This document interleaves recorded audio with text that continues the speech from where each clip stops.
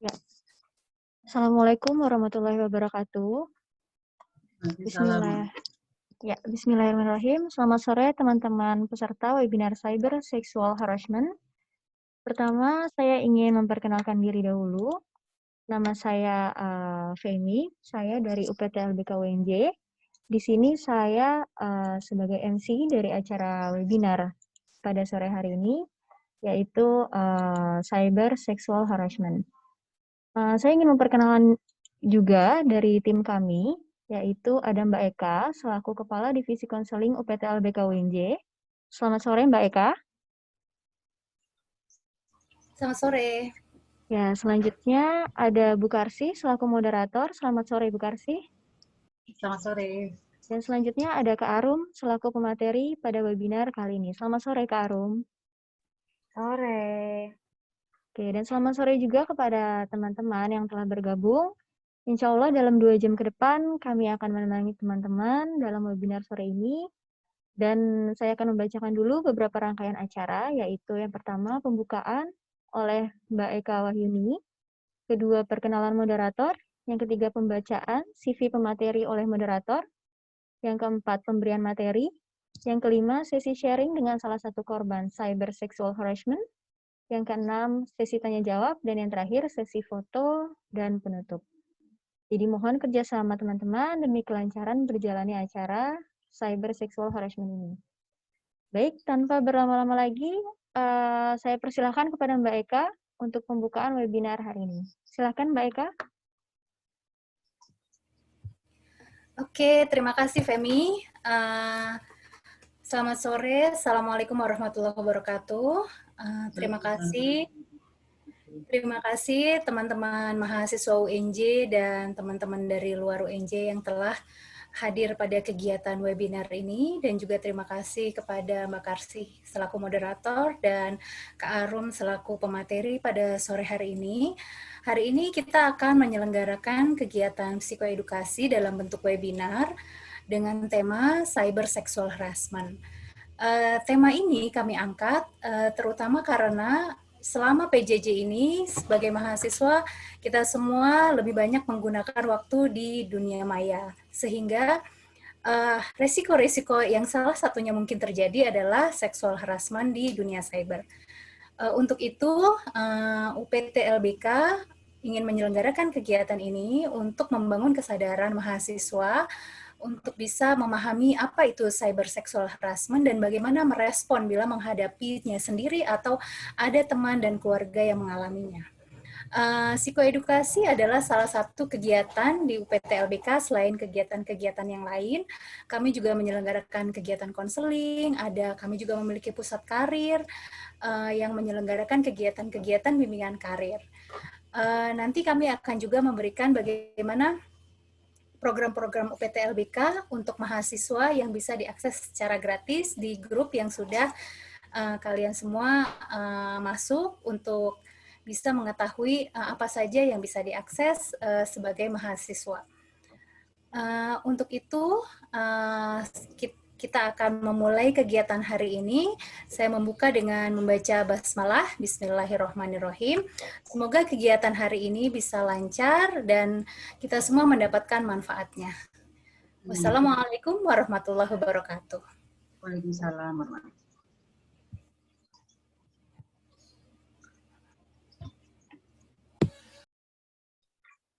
Oke, baik. Selanjutnya saya akan memperkenalkan moderator kita kali ini, yaitu Bu Karsih. Nama lengkapnya Bu Karsih MPD. Beliau merupakan kandidat doktor dalam bidang bimbingan dan konseling. Tepat tanggal lahirnya Jakarta, 5 September 1979. Hobinya berkebun dan memasak. Kegiatan sehari-harinya sebagai ibu rumah tangga dan dosen di Program Studi Bimbingan dan Konseling Fakultas Ilmu Pendidikan Universitas Negeri Jakarta, dan asesor pada Ban PAUD dan PNF Provinsi DKI Jakarta. Bidang keahliannya asesmen, konseling, public speaking, dan personal development. Beberapa karyanya dipublikasikan dalam bentuk buku, artikel, dan produk inovatif yang telah memiliki sertifikat HKI. Baik, kepada Bu Karsih, waktu di tempat dipersilahkan. Baik, terima kasih Feni. Assalamualaikum warahmatullahi wabarakatuh. Selamat sore semuanya. Sore ini saya akan menjadi moderator untuk diskusi kita mengenai cyber sexual harassment. Sebelumnya saya akan memperkenalkan dulu narasumber kita pada sore hari ini, Mbak Arum. Sore Mbak Arum, nama lengkap Arum Septi Mawarni, MPhil psikolog. Beliau merupakan seorang psikolog klinis, menyelesaikan pendidikan S1 pada psikologi di UNJ, kemudian S2 profesi psikologi dengan major klinis dewasa dari Universitas Pajajaran. Saat ini Mbak Arum bekerja praktek psikolog di Psikolog Associate itu di Halodoc, kemudian Cassandra and Associates, dan ibunda.id, serta di Rumah Sakit Ibu dan Anak Tambak. Banyak nih ya. Berikutnya, berbagai seminar dan workshop yang diikuti antara lain layanan konseling di Pertamina, kemudian layanan konseling sejiwa, dan banyak lagi ini aktivitas baru. Ekspertisnya di bidang assessment, kemudian konseling, cognitive behavioral therapy, lalu rasional emotif behavioral therapy, mindfulness, hipnoterapi, dan positif psikoterapi. Nah, beberapa topik yang menjadi interest untuk baru, pertama, psychotic disorder, trauma, personality disorder, anxiety, family problem, romantic relationship. Saat ini baru tergabung dalam organisasi yang pertama itu Asosiasi Psikologi Forensik atau APSIFOR ya. APSIFOR, berikutnya lagi IPK, Ikatan Psikolog Klinis, dan selanjutnya HIMSI, Himpunan Psikologi. Nah, di mana bisa kontak baru, nanti mungkin bisa menghubungi secara detail kepada panitia. Teman-teman semua, sebelum saya mempersilahkan Barum untuk mendiskusikan secara detail apa itu sexual harassment, saya mencoba memberikan pengantar. Jadi di era digital, di mana kehidupan kita sebagian besar terhubung dengan teknologi, sudah sudah barang tentu bahwa sebagian besar kita harus menggunakan teknologi untuk berinteraksi dan untuk melakukan berbagai hal. Ya.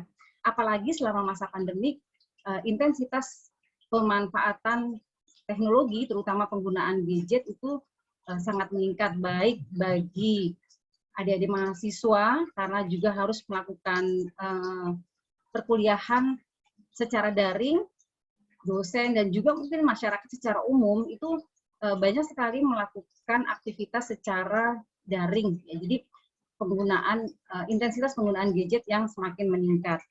Nah, kemajuan teknologi sebenarnya selain memudahkan kita untuk melakukan berbagai aktivitas, juga di sisi lain kita mendapati ada banyak pihak yang memanfaatkan ini memanfaatkan dengan tidak bertanggung jawab, ya. Salah satunya melakukan bentuk-bentuk kekerasan, baik di dalamnya seksual harassment. Terutama tentu korbannya sebagian besar adalah perempuan, bahwa juga terjadi pada laki-laki, iya. Tetapi memang sebagian besar dari hasil-hasil riset ini terjadi pada perempuan. Nah, berdasarkan data dari UNESCO di tahun 2015, ini berarti lama sekali ya, sudah 6 tahun lalu, ada 73% perempuan yang mengalami bentuk-bentuk kekerasan secara virtual ternyata. Nah, data terbaru dari Komnas Perempuan di akhir 2019 di Indonesia itu terjadi peningkatan yang luar biasa, sebanyak 300% kasus kekerasan pada perempuan yang dilakukan secara virtual. Jadi dari 97 kasus di tahun 2018 itu menjadi 281 kasus di akhir 2019. Tentu kalau di akhir tahun 2019 saja segitu banyaknya kasus yang terlaporkan, mungkin sebenarnya ada banyak kasus yang tidak terlaporkan. Ditambah lagi 2 tahun belakangan ini di mana tadi setiap orang di masa pandemik ini penggunaan intensitas intensitas penggunaan gadget menjadi sangat meningkat. Tentu salah satu eksesnya adalah tadi ya, adanya kekerasan seksual secara virtual bagi kaum perempuan. Nah, teman-teman sekalian, sore hari ini kita akan mendengarkan penjelasan, ya, kita menyimak penjelasan dari Mbak Arum. Sebenarnya apa sih cyber sexual harassment, kemudian bentuk-bentuknya apa saja. Lalu kalau itu terjadi pada seseorang, dampaknya itu bagaimana, dampak psikologis dan dampak-dampak lainnya. Lalu seandainya hal ini terjadi pada diri kita, atau misalnya pada orang-orang yang kita kenal, sebenarnya upaya apa yang bisa kita lakukan sebagai bentuk bantuan. Nah, sore ini kita akan mendiskusikan hal itu. Teman-teman, nanti kita pertama akan menyimak dulu penjelasan dari Mbak Arum selama 40 menit. Berikutnya akan dibuka sesi tanya-jawab. Nah, untuk sesi tanya-jawab, teman-teman boleh open mic. Mungkin itu menjadi lebih enak ya interaksinya, gitu. Bisa bertanya secara langsung dengan narasumber kita pada sore hari ini. Atau jika pun mengalami kondisi yang terbatas, boleh dengan chat. Silakan Mbak Arum. Terima kasih Mbak Karsi. Terima kasih banyak atas penjelasannya tadi tuh. Sudah disampaikan sama Mbak Karsi bahwa banyak sekali kalau umpamanya dipresentasikan atau berapa orang jumlahnya sebelum COVID ya. Banyak juga yang melaporkan mengalami atau setidaknya pernah menjadi korban dari cyber sexual harassment. Nah, di sini saya mau ajak teman-teman nih. Dibilangnya teman-teman ya, biar enak ya. Ajak teman-teman yang sudah hadir 87-an sama saya. Saya akan share screen. Jadi, kita akan bahas terkait cyber sexual harassment. Nah, sudah kelihatan, sudah tertampil? Oke, sudah. Kita akan mulai nih. Jadi karena daripada dengerin, masa cuma Mbak Arum doang yang ngomong kan nggak enak nanti ya. Jadi ini saya mau ajak teman-teman ibaratnya jalan-jalan memahami cyber sexual harassment. Bahasa gaul atau bahasa Inggrisnya lah, kekiniannya itu cyber sexual harassment. Sebenarnya sama aja, ini tuh terjadi di dunia nyata, sudah sangat lama pelecehan seksual lah simpelnya. Pelecehan seksual yang ternyata direproduksi, atau ada lagi nih karena kita punya dunia maya, jadi terjadi juga di dunia maya. Dan tanpa kita sadari, kebutuhan kita akan online, media online, dunia maya, atau sosial media itu semakin meningkat, khususnya karena akhir-akhir ini COVID. Tadi juga sudah disampaikan sama Bu Eka bahwa akhir-akhir ini ada PJJ juga, kemudian juga semuanya sekarang lebih banyak daring ya. Nah, saya mau ajak teman-teman jalan-jalan, jadi nanti teman-teman boleh sembari. Yang belum tahu, bukan cuma dapat tahu, tapi juga dapat sesuatu yang nanti bisa diterapkan, yang sudah pernah mungkin mengalami, bisa tahu kelanjutannya seperti apa. Jadi bisa dinikmati perjalanannya. Nanti kalau umpamanya ada yang nanya, yang tadi Mbak Karsi sampaikan, bisa boleh kalau umpamanya ada yang mau open mic, silahkan, nanti diberikan, ada waktunya. Kalau umpamanya ada yang nanti mau menyampaikan di chat juga boleh. Oke, kita mulai jalan-jalan ya. Udah siap ya, kita bahas di pelecehan seksual di sore-sore hari. Semoga sehat semua ya. Kayaknya lumayan nih, yang hadir, semoga sehat semua. Ini kontennya. Jadi ini adalah isi kisaran yang apa nih yang akan kita jalani, apa yang akan kita mungkin temui di next slide selanjutnya, yaitu pengetahuan otomatis cyber sexual harassment, strategi mencegah dan mengatasi dan merespon, caranya seperti apa bila mengalami. Kita coba cek ya perjalanan pertama. Tadi udah di-mention nih sama Mbak Karsi, teknologi sama cyber sexual harassment. Tadi saya udah mention juga, kita udah nggak bisa jauh-jauh. Mungkin kalau teman-teman sekarang apa-apa sama handphone, tangannya kalau umpamanya nggak ada handphone pasti kayak, duh ada yang kurang nih, ada yang hilang nih, atau seperti apa. Jadi handphone, lalu ataupun iPad, ataupun tab, ataupun laptop, itu mungkin adalah wadah di mana kita bisa melakukan sebuah hal yang berkaitan dengan teknologi. Teknologi dan cyber sexual harassment itu berkaitan, karena sama saja pelecehan seksual yang ada di dalam ranah teknologi. Karena teknologi telah memfasilitasi penyalahgunaan digital yang berdampak pada serangkaian perilaku berbahaya yang dialami media sosial. Ini dari penelitian Jatmiko, Syukron, sama Mekarsari tahun 2020. Artinya penelitian ini sudah dibuat ketika masa pandemi atau COVID-19. Teknologi telah memfasilitasi penyalahgunaan digital yang berdampak pada serangkaian perilaku berbahaya. Serangkaian perilaku berbahaya. Artinya nggak cuma cyber sexual harassment. Cyber sexual harassment adalah salah satu jenis perilaku berbahaya yang terjadi dari pemfasilitasian si teknologi. Tapi masih banyak perilaku berbahaya lainnya yang terjadi, yang mungkin teman-teman alami juga. Kita akan fokus ke cyber sexual harassment. Lalu, di seluruh dunia, ternyata angka pengaduan online terhadap perempuan meningkat tajam. Coba deh yang tahu, ataupun mungkin yang ngalamin, ataupun mungkin yang tahu teman yang mengalami, yang kebanyakan pelakunya adalah pasangannya, atau mantan pasangannya, atau yang terjebak di dalam rumah selama pandemi. Khususnya ini selama pandemi COVID ya, ini menurut PBB UN Women. Dan kenapa korbannya jadi 73% perempuan telah mengalami beberapa bentuk kekerasan secara online. Kekerasan secara online. Kekerasannya utuh, tapi bisa salah satunya adalah kekerasan seksual. Dari UNESCO, tapi itu tahun 2015. Bisa jadi sekarang 2021 nih teman-teman, peningkatannya semakin tinggi dan orang mungkin mengadukan lebih memungkinkan dibandingkan tahun 2015. Karena kita sudah banyak sekali ibaratnya kemajuan di bidang teknologi yang mana teman-teman juga sebenarnya bisa mengadukan. Dan juga pengetahuan terkait kesehatan mental, yang mana orang lebih berani. Ya.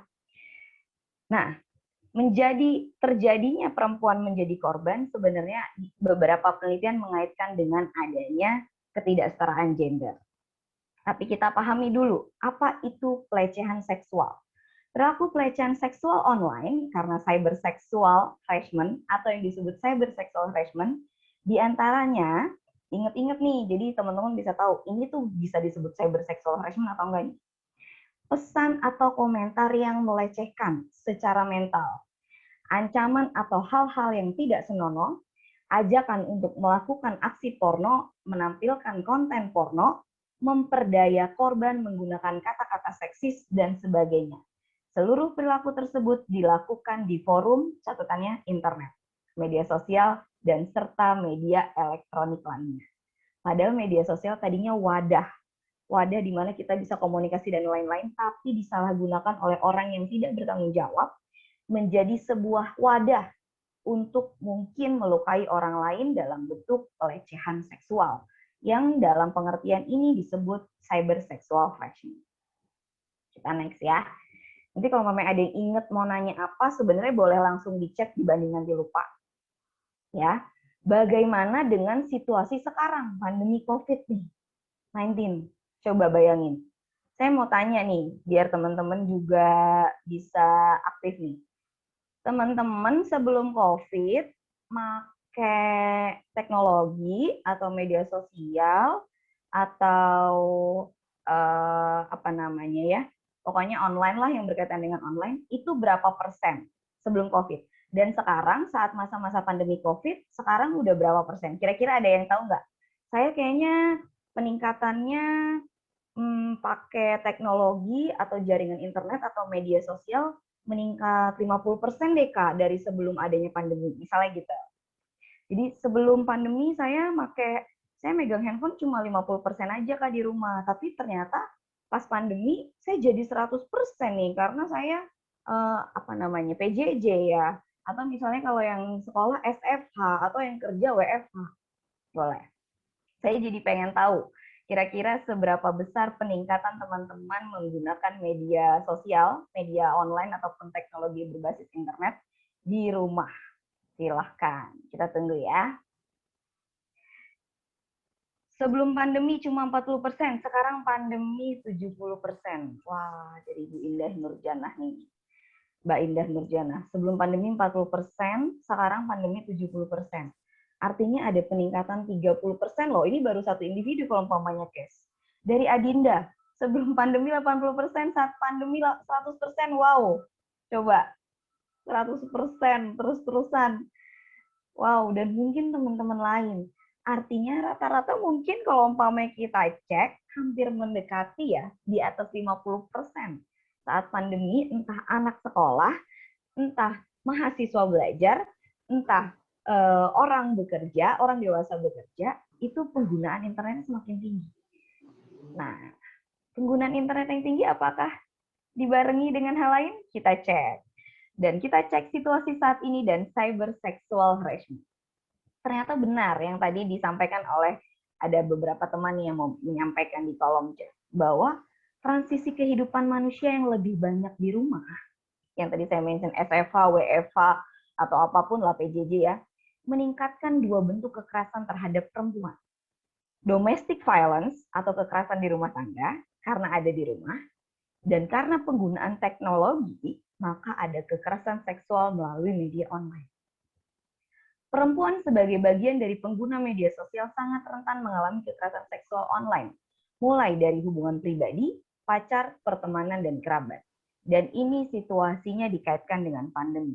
Artinya ternyata semakin ke sini, semakin banyak meningkat terjadinya kekerasan seksual di media online. Di tahun 2020, Journal of Society Media. Datanya kita cek nih, kan biar enak, biar tahu. Teman-teman nggak cuma, iya ya meningkat ya, kayaknya meningkat ya, dan lain-lain, tapi kita benar-benar tahu bahwa ternyata 40% dari partisipan yang mengikuti survei pernah mengalami cyber harassment atau cyberbullying. Di Indonesia loh, 49%.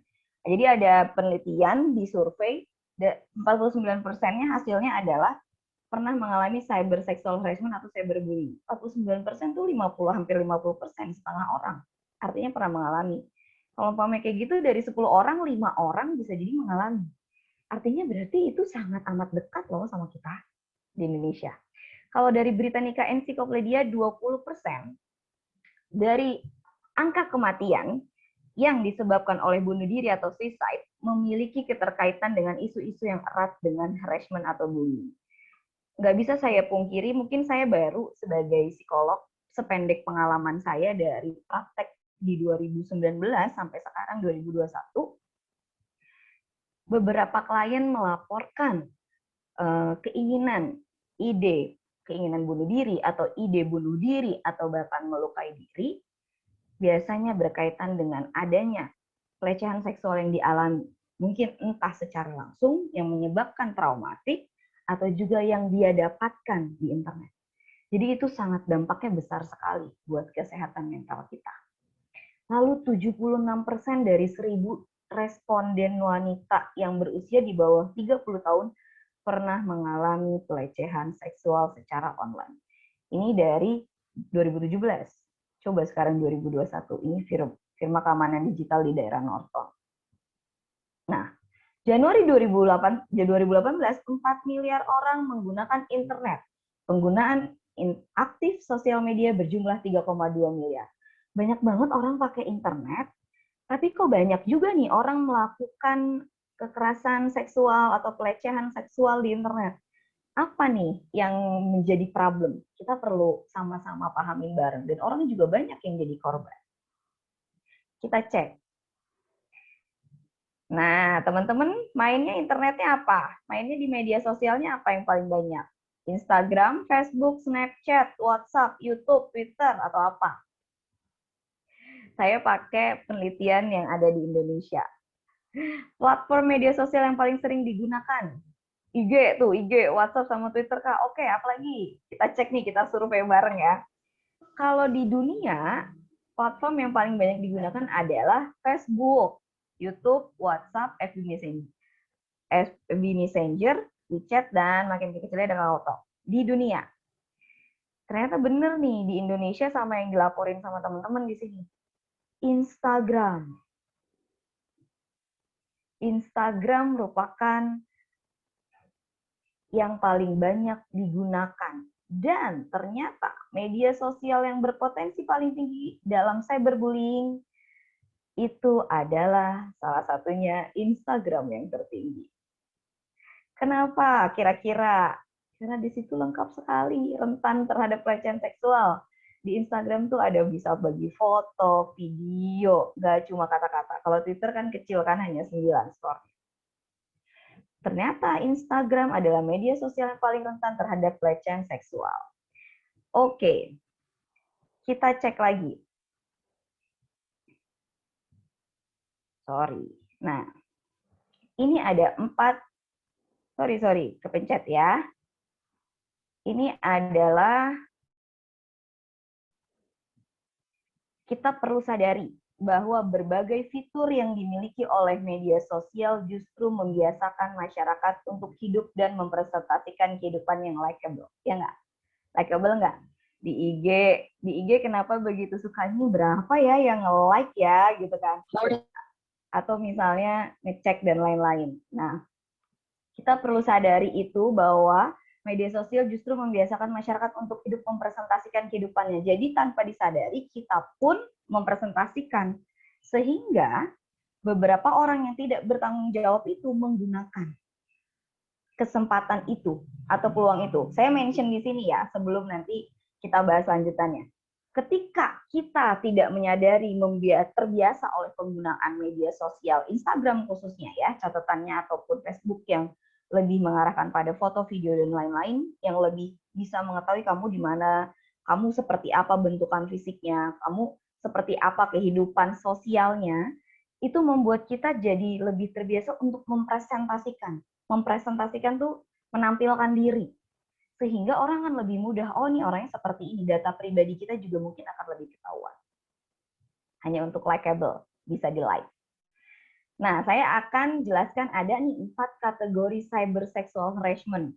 Jadi nanti kalau teman-teman mungkin tidak sengaja ditemukan dengan hal seperti ini, bisa tahu, oh ini bentuknya cyber sexual harassment yang seperti ini, dan butuh langkah lanjutannya. Yaitu, yang pertama, tulisan. Mengomentari unggahan dengan kalimat-kalimat yang jorok dan cabul. Beberapa bahkan mengomentari fisik dengan intensi seksual. Kalau umpamanya selebgram, artis, itu mungkin ngalamin ya, lebih banyak netizen kayak ngomong-ngomong dan lain-lain. Tapi dulu hanya selebgram dan artis. Makin kesini karena kita lebih banyak mempresentasikan diri, artinya kita juga bisa berpeluang untuk mengalami ini. Ada nggak suka teman-teman yang, kok ada temen yang lebih ngomentarin fisik terus ke arah seksual seperti ini gitu. Coba dicek ya. Verbal. Pelaku dan pihak yang bersangkutan berinteraksi melalui media sosial dan pelaku meminta melakukan phone call atau video call yang dimaksudkan untuk phone sex atau call sex. Jadi mungkin pada tahu ya, bisa kalau pamer sexting yang sex chatting, video call yang seks juga. Jadi merayu untuk bisa melakukan phone call secara menampilkan ada beberapa hal yang berkaitan dengan perilaku seksual atau video call seksual atau call sex. Jadi secara verbal juga disampaikan. Nah, kemudian ada visual, mengirimkan konten seksual. Bisa melalui video call, ini typo, serta meminta pihak yang bersangkutan melakukan aktivitas seksual atau bahkan melakukan aktivitas seksual tanpa keinginan dari lawan bicara. Jadi ada juga sebenarnya non-consent, jadi kayak ya memaksa untuk melakukan aktivitas seksual, atau bisa juga pelakunya sendiri yang menampilkan diri sedang melakukan aktivitas seksual dan mengirimkannya kepada korban. Itu secara visual. Lalu secara real, pelaku mengancam akan menyebarkan video atau foto bugil dari pihak yang bersangkutan apabila ia tidak mau melakukan hubungan seksual secara langsung dengan pelaku. Jadi ada secara nyatanya juga penyebaran video atau foto bugil dari pihak yang bersangkutan. Teman-teman ini kan usianya berapa ya kisarannya ya? Teman-teman, saya kisaran segini Kak, mungkin akhir remaja ke dewasa awal kali ya. Perlu teman-teman ketahui bahwa kejadian dalam bentuk real cyber sexual harassment sebenarnya sudah saya pernah temui ketika saya SMA. Itu sekitar tahun berapa? Saya SMA tuh 2000. Penggunaan internet awal-awal kan. 2009, 10 mungkin sekitar di tahun segitu. Itu mungkin kalau ataupun klien-klien saya pun juga malah nikah, saya diancam akan disebarkan foto bugil saya ke teman-teman sekolahan saya. Saya diancam akan disebarkan video saya nih Kak ke orang-orang. Ancaman itu menjadikan nyata bila umpamanya si korban tidak mau memenuhi keinginan pelaku. Biasanya tidak mau melakukan hubungan seksual secara langsung. Jadi sebenarnya kejadian cyber sexual harassment itu sudah banyak terjadi dari awal-awal tahun 2000-an ketika teknologi sudah semakin berkembang. Tapi semakin ke sini semakin meningkat karena yang tadi teman-teman sudah mention bahwa mungkin ada peningkatan penggunaan teknologi. Kita next. Selanjutnya, bentuk harassment apa yang paling sering dialami wanita di Indonesia? Pelecehan apa? Macam-macam. Tapi ini di luar di luar dari seksual ya. Bisa cyber stalking biar teman-teman tahu. Doxing itu penyebaran dokumen dari kata dokumen. Jadi kayak dokumen tentang diri. Karena umpamanya teman-teman dengan mudahnya membagikan data pribadinya, jadi dengan mudahnya orang akan nyari teman-teman terus dibagikan di internet. Jadi data pribadinya dibagikan. Trolling tuh kayak ngirim pesan apa isinya ke banyak orang. Cyberbullying mungkin tahu, hate speech mungkin tahu juga, public shaming, mempermalukan di depan umum. Biasanya kan juga ada, ini teman gue ini kayak gini-gini, disebar di IG story dan lain-lain misalnya. Intimidasi atau threat, itu juga sering terjadi. Nah, selanjutnya, gimana nih? Tadi kita udah tahu, itu namanya, oke. Kemudian kita udah tahu bentuk-bentuknya atau kategorinya seperti apa. Cukupkah hanya tahu saja? Sebenarnya tidak. Kita butuh punya strategi untuk mencegah dan mengatasi. Karena kita kan sebagai manusia Tuhan sudah kasih akal ya. Sayang sekali umpamanya kalau pelaku semakin pintar menggunakan data kita di media sosial, tentu kita juga perlu semakin meningkatkan akal kita untuk bisa mencegah dan mengatasi cyber sexual harassment agar semoga tidak terjadi ke kita. Tapi perlu kita sadari bahwa terdapat dua alasan utama mengapa masyarakat kerap melanggar peraturan atau norma serta hukum yang berlaku. Yang pertama, kenapa nih Kak, kok ada penjahat yang mau nyebarin atau mau ngelakuin pelecehan seksual? Yang pertama, karena mereka nggak sadar bahwa perilaku mereka merugikan orang lain. Yang kedua, mereka berasumsi bahwa mereka kebal hukum karena menggunakan identitas palsu atau anonim. Ini tahun 2019. Maka perlunya apa? Perlunya namanya literasi media dan kontrol individu. Karena ternyata literasi media dan kontrol individu itu rendah. Padahal penggunaan internet, penggunaan teknologi, penggunaan media sosial semakin meningkat. Tapi pemahaman kita terkait penggunaan media yang baik dan tepat, serta kontrol individunya semakin rendah. Jadi nggak sesuai, padahal kita butuh. Lalu gimana caranya? Kita perlu meningkatkan literasi media. Salah satunya teman-teman, jangan cuma make, tapi juga tahu ini media ini dampak dan konsekuensinya akan sejauh apa, seperti apa. Karena kalau kita punya literasi media, kita punya kemampuan melek terhadap media dan pesan media massa dalam konteks komunikasi massa. Media itu adalah tempat atau wadah untuk terjalinnya komunikasi massa. Artinya mungkin yang teman-teman bagikan pasti akan dikonsumsi secara umum, secara massa, secara banyak. Maka meleklah terhadap media. Mampu menggunakan media, mampu menyeleksi media apa yang dibutuhkan dan penggunaannya sejauh apa. Mampu mengevaluasi media ini akan menyebarkannya ini. Maka mungkin dampak atau konsekuensi yang saya dapatkan seperti ini. Dan mampu menilai media. Jadi tingkatkan literasi media selain kontrol individu. Nah, permasalahannya ketika ada orang mengalami pelecehan seksual, suka ini nggak sih, suka nunggu nggak sih? Yang disalahin si korban. Kamu sih pakai punya foto bugil, atau kamu sih pakai punya kayak gini-gini nggak pernah. Korban seringkali disalahkan dan dianggap mencari sensasi. Maka teman-teman yang hadir, setidaknya berempatilah terhadap mungkin teman atau rekannya yang mengalami, dan juga berempatilah terhadap diri sendiri. Karena ketika mungkin menjadi korban, mungkin ada beberapa hal yang mengkrim dan juga tidak pemahamannya yang mungkin terbatas, pemahamannya terbatas, sehingga terjebak akan kegiatan seksual yang mungkin nanti bisa merugikan dan dijadikan bahan untuk dilecehkan oleh pelaku. Nah, selanjutnya adalah, tadi selain literasi media, kita semua, teman-teman ya, kita semua sebagai manusia kita perlu pahami dan ketahui bahwa setiap orang berhak atas perlindungan diri pribadi, keluarga, kehormatan, martabat, dan harta benda yang di bawah kekuasaannya, serta berhak atas rasa aman dan perlindungan dari ancaman ketakutan untuk berbuat atau tidak berbuat sesuatu.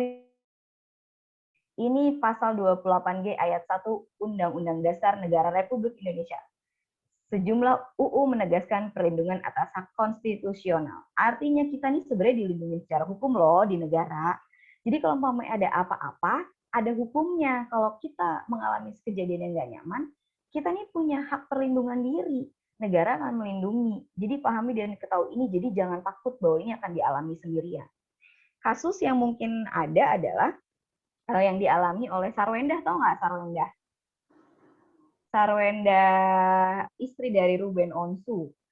Nah, Sarwenda istri dari Ruben Onsu mengalami pelecehan seksual secara online yang dikaitkan dengan anak angkatnya, anak asuhnya, Betran Peto. Kemudian dia melaporkan kejadian tersebut dan menjadi sarana edukasi di Kementerian Perempuan kalau nggak salah. Jadi disampaikan, jadi ini dia melaporkan, kemudian menjadi sarana edukasi bahwa orang tidak dengan mudahnya loh untuk melukai karena ada landasan hukumnya. Kita nih berhak atas perlindungan diri pribadi. Nggak bisa jadi pelaku semena-mena akan diri kita. Jadi semakin membuat kita ngerasa lebih aman. Kalau teman-teman baca bisa kok. Kalau nggak salah kalau nggak salah Kementerian Perempuan ataupun Komnas Perempuan mengeluarkan pendapat yang berkaitan dengan pelecehan seksual secara online yang dialami oleh Sarwenda. Jadi sikap yang diambil oleh Sarwenda saat itu sudah bagus. Nah, kemudian selain ini apa? Ini banyak loh hukum yang sebenarnya melindungi kita, yang juga mengatur pelecehan seksual online di ranah digital. Jadi kalau menyebarkan konten asusila di sosial media itu ada undang-undangnya. Hukumannya 6 bulan, paling lama 6 tahun, dendanya paling sedikit 250 juta, paling banyak 3 miliar. Jadi artinya kita ini punya hukum yang melindungi, jadi jangan takut. Kita biasanya nggak tahu bahwa ada hukumnya, rata-rata. Korban itu rata-rata nggak tahu kalau umpamanya ada hukumnya, sehingga takut untuk menyampaikan atau bersuara atau speak up. Nah, selanjutnya, strategi cara menghindari cyber sexual harassment gimana? Menurut Pacin Hinduja dalam Hermawati Shah 2018. Tadi saya mention ya, ketika kita terbiasa secara tak sadar mempresentasikan diri, artinya menampilkan diri, dan ternyata literasi media dan kontrol diri kita ternyata rendah, maka untuk kita agar terhindar gimana? Kontrol dirinya dikuatkan. Literasi medianya dikuatkan. Artinya apa? Membatasi postingan. Hindari konten yang aneh. Kalau teman-teman tahu umpamanya kerja dari internet, algoritmanya, tentu kalau kita buka satu itu akan berkaitan dengan yang lain, jadi munculnya akan itu. Maka hindari konten yang aneh untuk mencegah tampilan konten aneh itu di media sosial kita. Bijak menjalin dan memilih teman di media sosial. Nih, berteman dengan orang di dunia nyata aja butuh dipilih nggak? Kira-kira. Ayo, berteman di dunia nyata butuh milih teman nggak? Coba pertanyaan simpel. Ada yang bisa jawab nggak? Butuh. Nah, benar kan? Benar, berteman di dunia nyata itu butuh dipilah. Padahal kita mungkin tahu di dunia nyata orangnya siapa nih, kelihatan fisiknya jelas. Apalagi berteman di media sosial. Pilihlah dengan tepat, bijaklah dalam memilah teman. Kalaupun memang itu lebih banyak merugikan, maka nggak apa-apa untuk membatasi tidak harus berteman dengan orang yang seperti itu. Jadi bijaklah dalam menjalin dan memilah teman. Lalu, akun tidak harus dalam mode terbuka. Sebenarnya kan media sosial juga memberikan kita fitur-fitur setting ya, setting tertentu yang private atau apa dan lain-lain. Artinya batasi, jadi silahkan disetting. Misalnya pun ada sesuatu yang mengganggu, silahkan diblokir ataupun misalnya di pengaduan konten. Jadi teman-teman juga perlu meningkatkan pengetahuan penggunaan media ini isinya apa aja, fiturnya apa aja. Nggak cuma hanya ngebagikan. Nomor 5, pahami konsekuensi, pikirkan postingan yang tepat. Jadi sebelum posting, dipikirkan dulu. Ini layak tidak disebarkan di media sosial, yang mana itu adalah wadah komunikasi massa. Pahami konsekuensinya jika disebarkan. Karena yang melihat tentu tidak 1-2 orang, dan ketika terbagikan dan mungkin tercapture kemana-mana, tentu semakin banyak. Jadi pahami konsekuensinya.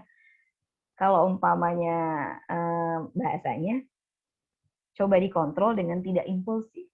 Menahan diri dengan berpikir dulu konsekuensinya apa, ini untuk apa, manfaatnya ketika saya membagikan, baru kemudian posting atau dilakukan.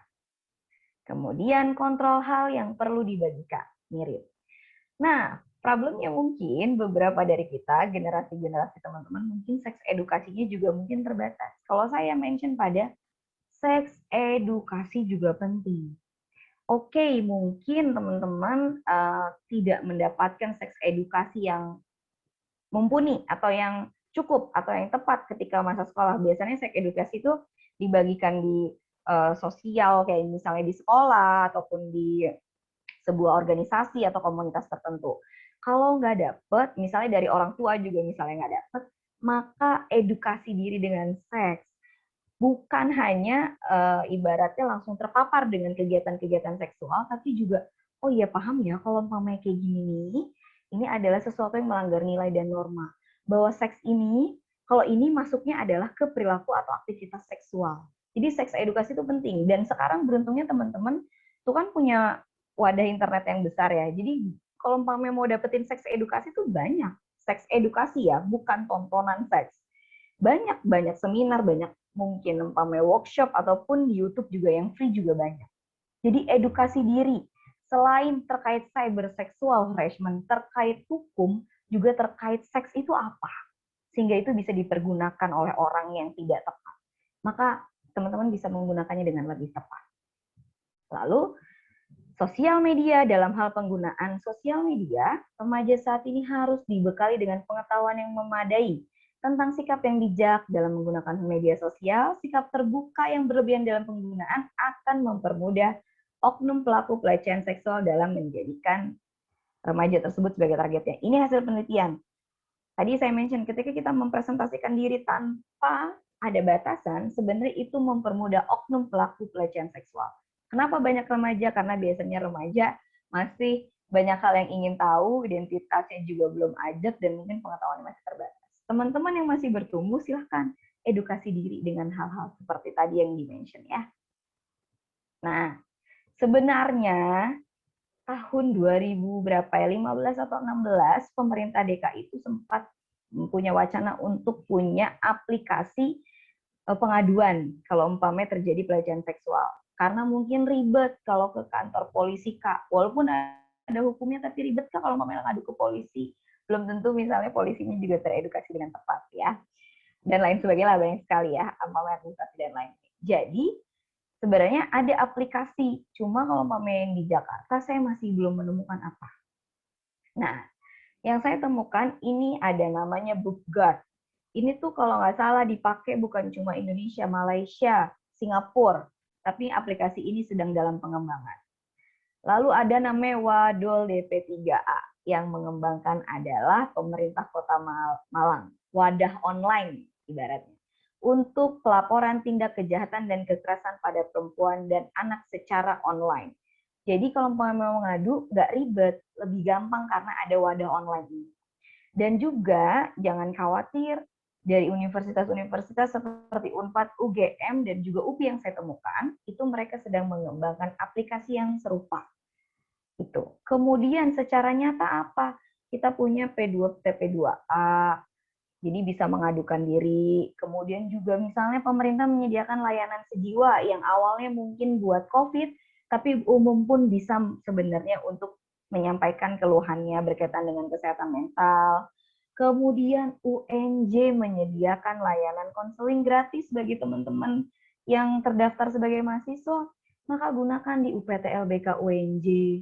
Jadi sebenarnya banyak juga kok wadah yang membantu kita ketika kita berhadapan dengan si cyber sexual harassment. Ya. Nah, jangan lupa ini untuk siap-siap diri. Apa yang penting? Kenali, sadari apa yang terjadi padamu. Ketika misalnya teman-teman udah tahu ini, terus terjadi seperti ini, kenali, sadari apa yang terjadi padamu.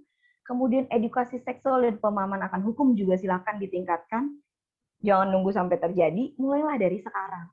Kemudian carilah dukungan atau bantuan sosial, keluarga, sahabat, pasangan, teman, dan lain-lain.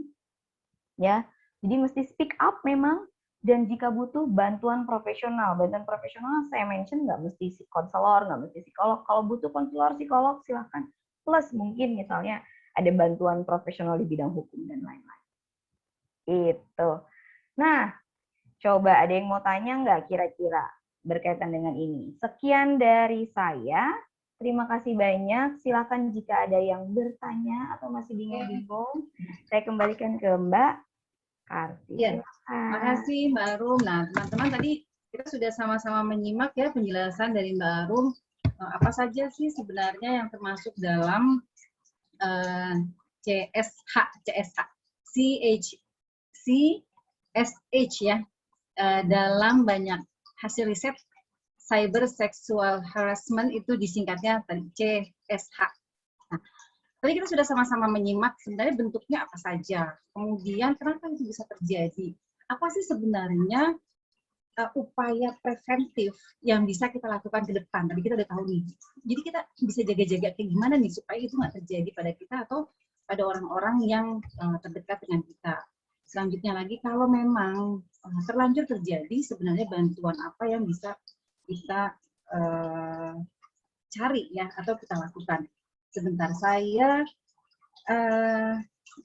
ini sebelum kita masuk pada sesi tanya jawab baru, kita akan dengarkan sharing session dari salah satu korban yang bersedia pada sore hari ini untuk berbagi pengalamannya, apa yang sudah terjadi, mungkin bisa menjadi insight bagi teman-teman semua yang hadir pada sore hari ini ya.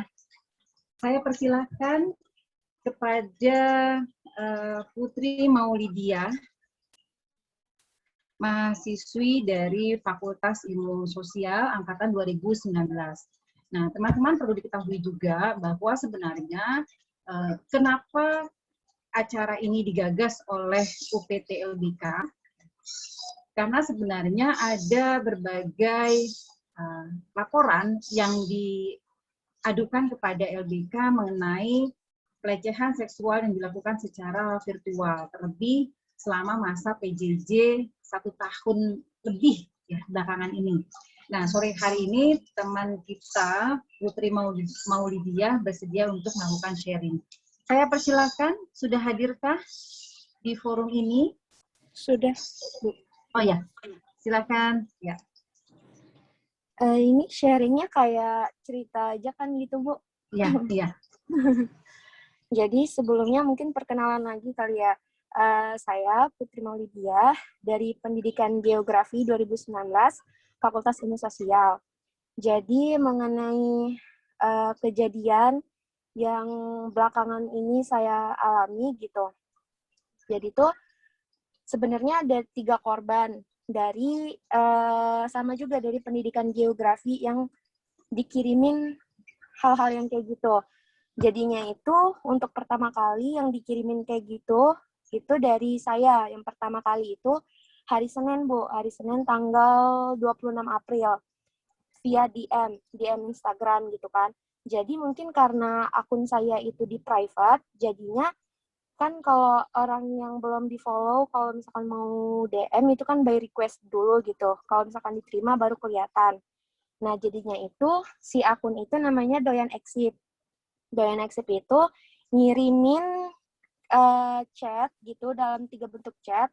Satunya foto, 2 bubble chat. Terus dia ngirimnya itu sore. Saya baru ngeliatnya malam gitu kan. Saya tuh langsung notisnya waktu ngebuka, itu tuh langsung kayak saya download itu fotonya. Nah, fotonya itu kayak satu foto, tapi ada grid bagi 2 gitu, Bu.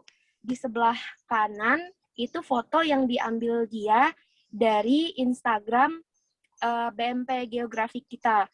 Terus di sebelah kanannya itu foto yang udah dia crop itu, saya itu muka tetap full, tapi badannya itu astagfirullahaladzim itu diedit telanjang dada gitu, Bu. Kayak nggak pakai busana apa-apa gitu. Emang sih fotonya itu setengah badan doang, tapi ya itu diedit gitu kan. Nah, karena mungkin saya yang pertama kali dikirimin kayak gitu, saya awalnya ngiranya ini kayak ada orang yang lagi ada punya dendam atau kayaknya lagi ada masalah sama saya gitu kan.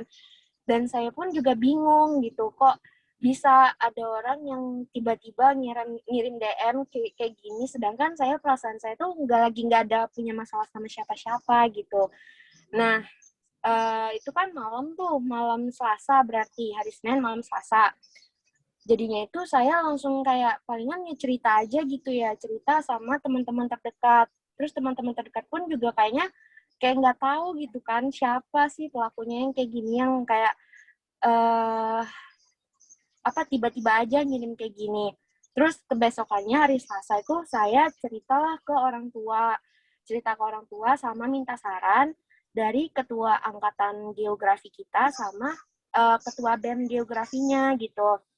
Kalau dari orang tua saya mintanya itu biar takut tersebar gitu loh. Kan memang itu tubuhnya editan, bukan tubuh kita.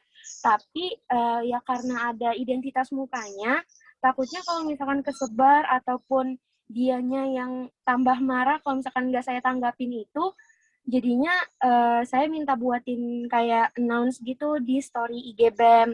Tapi nggak jadi karena dari ketua BEM-nya itu tuh bilang kalau misalkan di-share di Instagram, kalau misalkan kalian ada dapat kiriman foto dari seseorang ataupun bahkan kalian juga dikirimin foto yang demikian dalam bentuk pornografi, bahwa itu orangnya kayaknya emang lagi iseng aja gitu. Tapi pokoknya gitu deh, tapi nggak jadi karena takutnya itu masalahnya tambah gede, katanya gitu. Takutnya masalahnya tambah gede, terus orang-orang pada nanyain, ini Modi kenapa, ada masalah apa, dan lain-lain gitu. Jadinya nggak jadi kasih tahu kalau misalkan ada kiriman yang kayak gini gitu kan. Kan sebelumnya itu saya waktu ngeliat DM-nya itu saya nggak berani jawab, Bu. Nggak berani nanggepin, takut ntar dia malah nambah parah gitu atau ancem atau dan segala macam. Jadinya saya langsung ngeblok sama report akun si Doyan Exip ini. itu hari Selasa. Jadinya saya langsung ngehapusin, arsipin semua foto saya di Instagram, terus di highlight story juga saya hapusin. Udah gitu foto profil di WA pun juga saya hapusin karena takut gitu kan nantinya bakalan tambah parah gitu, Bu. Nah, jadinya waktu hari Rabunya lagi, saya dapat kabar bahwa ada lagi 2 korban. 2 korbannya itu baru dikirimin hari Rabu itu juga. Yang satu Rabu pagi, satunya lagi Rabu siang. Dan ternyata jadi itu 3 korbannya itu 2 dari angkatan 2019, saya sama teman saya Ara, dan satu lagi itu Kamega dari 2018, angkatan 2018 gitu kan. Dan dia itu motifnya sama-sama ngirimin 3 chat, 1 foto sama 2 bubble chat gitu. Isinya itu kan foto yang sama persis tubuh yang dia pakai edit itu tuh sama. Cuman mukanya aja yang beda gitu, Bu. Jadinya cuman tapi chat bubble chatnya itu aja yang beda-beda. Kalau kayak saya semuk banget body lu, gue telanjangin, haha, hati-hati aja ya ketemu gue sayang gitu. Terus satu lagi yang temen saya itu open BO bisa kali ya, badan lu mulus banget gini-gini. Terus satu lagi yang Kamega itu yang badan yang dipakainya itu sama saya kayak saya, dia hampir sama tuh diancam hati-hati aja ya kalau misalkan ketemu gua nanti, sabar-sabar aja kalau misalkan ketemu gua, kayaknya katanya gitu kan. Jadinya karena bentuk ancaman dia yang kayak gitu tuh kita itu kan kayak ini takutnya emang beneran anak kampus, terus takutnya kalau misalkan di kampus kayak lagi sendiri, kayaknya takut aja gitu, pikirannya tuh jelek-jelek aja kalau misalkan nih orang tuh berani lebih jauh lagi ataukah nanti lebih parah gitu tindakannya. Jadinya yaitu setelah hari Rabu itu kita kayak ngebuat karena nggak jadi di IG BEM dibuat story-nya kayak gitu. Jadi kita masing-masing di akun kita masing-masing untuk ngebuat kalau misalkan nih kita ada dikirimin bentuk kayak gini, sedangkan kita nggak pernah ngirimin foto atau apapun dalam bentuk pornografi ke orang-orang, dan untuk apa juga gitu kan, Bu. Jadinya karena mungkin kita juga minta bantu report sama teman-teman kita yang lain, jadinya waktu kita coba hari-hari berikutnya kita cari akun Doyan Exhib ini tuh nggak ada lagi, atau mungkin emang dia udah menghapus akunnya, atau karena di report itu tadi makanya hilang. Sebenarnya sebelum itu kita juga pernah nyoba ngehack akun si Doyan Exhib ini, tapi tuh dia pakai emailnya kayak email anonim gitu, kayak namanya itu kayak emang disengajain biar nggak kedetek identitasnya gitu, Bu. Nah, jadi udah setelah itu besoknya saya cerita ke Ketua BEMFIS, Kak Syamil. Jadi dari Kak Syamil itu ngasih kontak dari pihak Forum Perempuan UNJ, itu dari Kak Nadia. Setelah itu saya langsung hubungin Kak Nadia, cerita kayak gimana kita bisa dapat kiriman kayak gitu. Dan tuh dari situ baru ini konsultasi sama pihak UPT-LBK kemarin. Sebenarnya kalau dilihat dari fotonya itu kita nggak memancing seseorang bisa ngedit yang kayak gitu, soalnya baju PDH, Bu, baju biasa, nggak ngetat, nggak apa segala macam. Cuman tapi yang kita bingungin tuh kok bisa gitu. Mungkin emang dari si Doyan Exhib-nya yang nempatin objeknya itu secara random, ini gue mau ngalihin ini segala macam atau gimana tuh kita nggak ngerti. Cuman tapi sampai sekarang ya kita belum ketemu itu si Doyan Exhib itu siapa gitu, Bu. Tapi sampai sekarang tuh mungkin dari anak geografi tapi belum tahu pastinya siapa, Bu. Ya, jadi ternyata setelah dikumpulkan korbannya sama dari prodi yang sama ya, beberapa geografi dari prodi yang sama, sehingga sebenarnya pada akhirnya timbul kecurigaan jangan-jangan sebenarnya pemilik akun ini adalah orang dari prodi yang sama juga. Iya. Ada dalam lingkaran yang sama, kemudahan untuk mengakses akun-akun temannya gitu ya. Nah, akun kamu sendiri sebenarnya awalnya memang dibuka ya? Enggak, Bu, di private. Oh, private. Di private berarti kan sebenarnya itu ada sebelum saya mau tanya, sebelum kejadian ini akun tersebut sudah menjadi teman kamu kah? Atau dia berhasil masuk? Enggak, Bu. Enggak ya? Enggak. Saya enggak Enggak pernah ya, iya. langsung Karena kan tadi kan di belajarnya. DM-nya nggak masuk ke itu ya, nggak Iya, masuk betul. ke list yang bisa langsung kita buka gitu ya. Mm-mm. Oke, nah sebenarnya kan kejadian ini mungkin saja juga terjadi pada rekan-rekan yang lainnya atau teman-teman yang sore ini hadir ya dalam forum kita, atau mungkin pernah mendengar kejadian ini dialami oleh yang lainnya gitu. Nah, kamu tadi sudah betul ya mencari bantuan sosial, cari dukungan dari orang tua, kemudian lagi karena terjadi pada beberapa teman juga menghubungi ketua BEM di Prodi. Lalu apakah juga menghubungi salah satu dosen misalnya yang bisa dipercaya untuk berbagi? Kalau untuk dosen tuh kemarin kita belum kepikiran langsung ngomong ke dosen, Bu. Takutnya ya itu masalah itu tambah Iya, iya. gede, terus orang-orang Iya. pada tahu, ini Modi lagi apa, kok bisa kejadian kayak gini. Jadinya ya itu kemarin dari pihak UPTLBK yang katanya mau ngubungin ke core prodi kita, dan itu belum tahu gimana, Bu. Iya, iya, oke. Ya, terima kasih. Terima kasih Putri Maulida sudah mau sharing pada sore hari ini.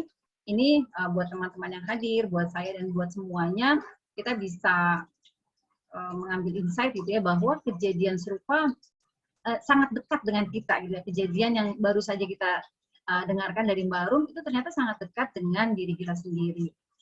Nah, baik. Saya akan buka sesi tanya jawab. Saya buka dulu untuk 3 orang penanya, silahkan boleh open mic kalau misalnya mau langsung, saya lebih suka, atau boleh juga via chat. Silahkan teman-teman yang lain. Terima kasih Putri ya sudah berbagi pada sore hari ini. Nah, saya masih menunggu nih Mbak Rum. Itu ada Nadia, ada Wia. Apakah saya boleh bertanya? Boleh, silakan. Ya, mohon maaf tidak bisa menyalakan kamera untuk saat ini. Assalamualaikum warahmatullahi wabarakatuh. Saya Adinda Nurfiantina, mahasiswa UNJ juga. Sebelumnya saya mengirimkan pertanyaan melalui Google Form, tapi karena di sini ternyata diberikan kesempatan untuk bertanya langsung, jadi saya memilih untuk langsung.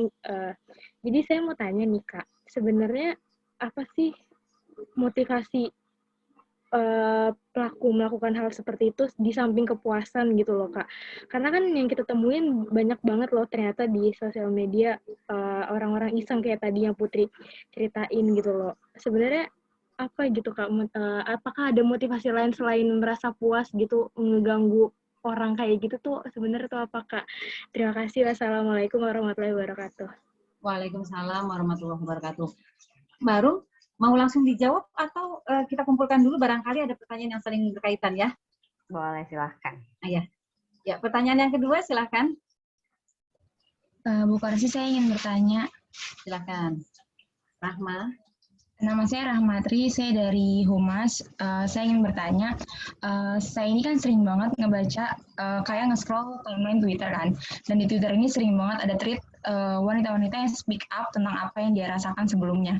Yang ingin saya tanyakan itu, jika wanita yang terjebak dalam suatu hubungan pacaran, dan dia sudah memberikan apa yang dimau dari cowoknya tersebut, misalkan kayak tadi yang berkaitan dengan hawa nafsunya, lalu perempuan ini tuh ada di situasi di mana dia tidak bisa menolak gitu, ada di situasi di mana dia terjebak gitu, tidak bisa menolak apa yang diminta oleh cowoknya. Lalu setelah itu cowoknya tersebut menyebarkan seperti yang tadi Mbak Arum bilang, menyebarkan foto ataupun video ataupun kejadian yang pernah mereka alami yang berhubungan dengan seksual. Lalu setelah disebar, ceweknya pun juga disalahkan gitu dengan wanita yang juga membaca atau melihat tweet tersebut dengan mengatakan, aduh bego banget sih ceweknya, kok mau aja sih gitu. Padahal mereka nggak tahu bagaimana mental yang dirasakan perempuan setelah melakukan hal tersebut terus dibully juga gitu. Itu gimana ya gitu, kayak apakah pantas itu sama wanita juga sama wanita tapi juga malah ikut membodoh-bodohkan gitu. Terima kasih. Oke, terima kasih. Rahma. Ya, satu orang lagi, silakan.